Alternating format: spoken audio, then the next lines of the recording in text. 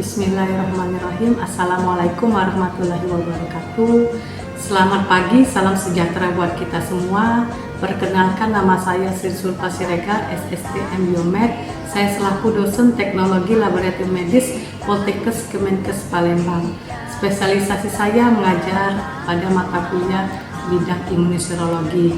Pada hari ini saya akan mengajarkan menggunakan metode DIA, Delivery Infection Assessment. Nah, yang akan divideokan nanti mata kuliah imunisirologi 1. Biasanya mata kuliah ini berada di semester 2. Nah, unsur-unsur pengajaran yang akan diajarkan itu tentang konsep imunisirologi. Deskripsi mata kuliah imunisirologi 1 ini totalnya 3 SKS. 1 SKS teori selama 50 menit, 2 SKS praktek itu selama 170 menit. Kemudian capaian pembelajaran imunisirologi ini 1 CPL1 yaitu mahasiswa mampu memahami tentang teori konsep dasar imunisirologi. Kemudian CPL2 mahasiswa mampu memahami tentang sejarah imunisirologi, sistem imun, pengertian antigen, antibodi, serta imunologi spesifik.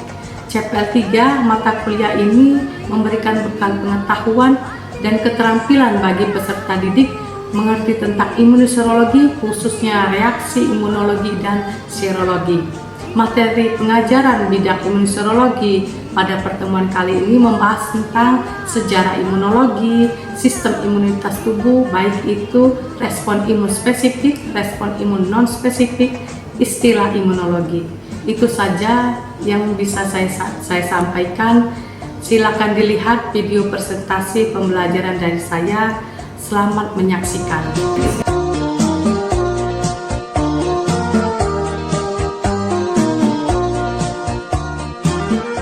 Bismillahirrahmanirrahim. Assalamualaikum warahmatullahi wabarakatuh. Waalaikumsalam warahmatullahi wabarakatuh.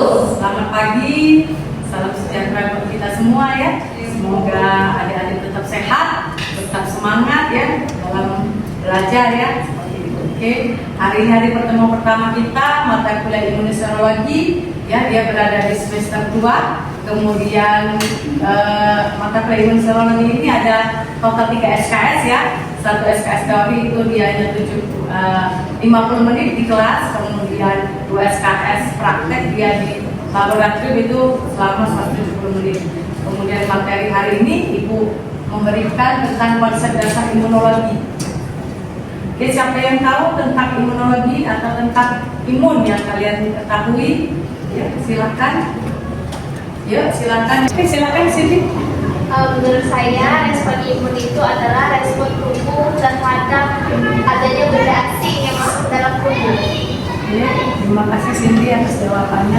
Sistem imun berarti ya. Ya, berarti kekuatan tubuh kita individu masing-masing itu beda-beda. Terima kasih kepada Cindy. Kita ketahui dulu apa sih kita belajar tentang konsep imunologi ini ya. Ini tujuan instruksionalnya ya. Mahasiswa mengetahui sejarah imunologi. Kemudian mahasiswa memahami cakupan imunologi. Mahasiswa mengetahui mekanisme imun alami dan didapat. Ya, ini tujuannya ya. Dan ini sejarahnya ternyata imunologi. Siapa sih penemunya imunologi itu? Silahkan dari penemu vaksin ya. Virus Cowpox. Apa virus Cowpox ini? Virus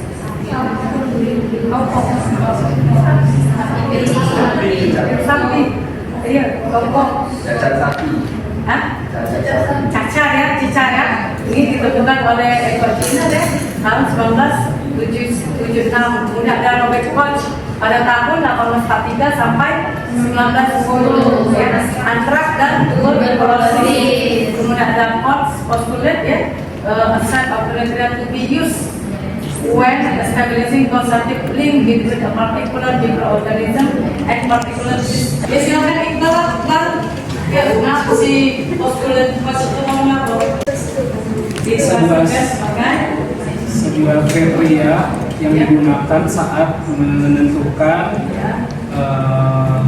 hubungan antara mikroorganisme dan sebuah penyakit. Jadi ada hubungan antara mikroorganisme dan penyakit. Kemudian ternyata Bapak Imunologi kita adalah Louis Pasteur ya, dia menjelaskan tentang studi vaksinasi dini. Ini ya, si smallpox tadi adalah cacar variola ya, pada tahun 1976. Nah, itu pada tahun itu ada eradikasinya pada tahun 1976 yang bukan ya 65 sampai 80 ya. Kemudian ini sejarahnya ya.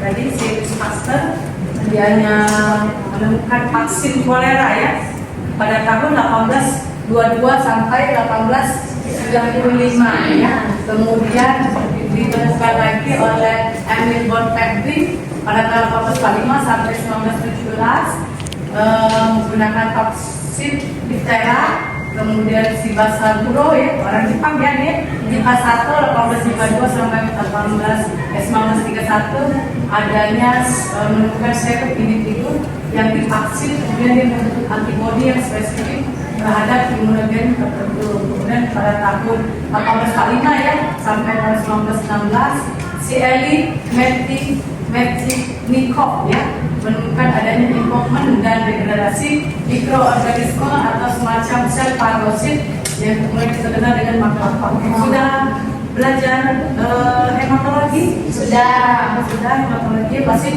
familiar dengan makrofag, limfosit, monosit, eritrosit, leukosit ya. Nah itu merupakan pertahanan ini pertama. Kemudian ternyata makrofag itu termasuk dalam respon imun alam tubuhnya. Tapi dia sejak dan lahir sudah ada respon imun alam tersebut. Nah kita lihat definisinya. Ternyata imunologi dari bahasa Latinnya immunis dan logos ya. Kemudian dia membicarakan tentang apa? Mekanisme biologi dari seluler, molekuler serta fungsi dari sistem imun tersebut ya. Kemudian dari sistem imun itu dari tadi ya molekuler, seluler, jaringan ya, molekuler dan proteksi atau kekebalan tubuh. Imunitasnya apa? Proteksi dari penyakit infeksi. Ini cakupan dari imunologi. Apa sih penyebab kematian? 4 penyebab kematian tersebut. Iqbal lagi Hasan. Apa ternyata 4 penyebab kematian itu? Ayo sebutkan ya. Ayo silakan sebutkan. Jadi dari 4 penyebab kematian itu yang pertama adalah luka, yang kedua infeksi, penyakit degeneratif dan kanker.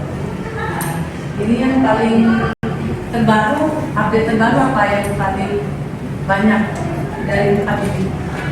Yang terbaru yang kalian ketahui? Kanker salah satunya juga visi misi kita dari prodi. Kalian juga kanker, sama dari rektorat juga kanker. Kemudian ternyata bersama juga dengan visi misi kita di rumah sakit umum juga kaitan dengan kanker. Kemudian banyak di rumah sakit kanker. Jadi kemudian nah ini ya ternyata sistem imun itu dibagi menjadi 2 ya. Baik itu dia sistem imun spesifik sama sistem imun non spesifik. Ya, sistem imun spesifik itu dianya baik dari fisik atau mekanik ya, contohnya dari kulit ya, selaput air, selia, kemudian kita batuk atau bersin ya, jadi respon imun kita non spesifik. Dianya langsung berespon ya kalau ada masuk debu antigen asing di dalam tubuh, respon spontan. Nah, kemudian dari yang larut ya secara fisik ya, biokimia ya, sudah belajar mata kuliah biokimia? Sudah. Jadi dari asam lambung, isozim ya, aptoperin ya, kemudian asam neuramidik dan lain-lain. Kalau dia dari humoral, ada glomen, erapero, CRP atau C reaktif protein. Jadi dari seluler, baik itu dia fagosit ya, mononuklear, sel atau sel nuklear ya, kemudian mediator ada basofil, mastosit dan trombosit. Kemudian sistem imun spesifik itu terbagi menjadi humoral atau sel limfosit B, kemudian ada seluler, sel limfosit B. Sel limfosit B itu berada di mana? Bone marrow atau struktur tulang belakang. Kalau sel limfosit T berada di sel timus ya. Terima kasih. Nah ini ternyata sistem imun non spesifik itu pertahanan tubuh terdepan ya. Pertahanan tubuh kita terdepan lini pertama. Kalau ada tentara itu yang terdepan itu apa? Apa ya, kalau kita kalau ada perang itu apa yang pertama garda depan? Tentara,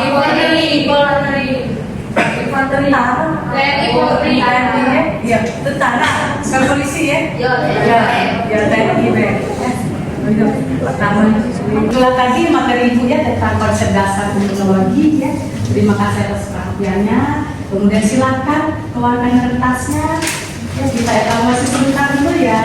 Ya, Bu. Silakan keluarkan kertas, kita evaluasi yang didapat tadi, materi yang didapat tadi. Silakan kira-kira nomor 1 jelaskan tentang konsep dasar imunologi itu seperti apa yang kalian pahami tadi. Silakan. Ya. Kemudian ya Bapak imunologi kita, imunologi dari siapa? Yang kedua, yang tadi kedua ya. Yang ketiga, jelaskan dianya sistem respon imun spesifik sama respon imun non spesifik. Responnya seperti apa? Silakan ditulis ya. Respon imun spesifik sama imun non spesifik. Oke, sudah. Nah, 4 cakupan ya dari imunologi tadi apa? 4 cakupan yang dijelaskan sebutkan oleh Bapak kemarin tadi dijelaskan sama siapa tadi? Hasan.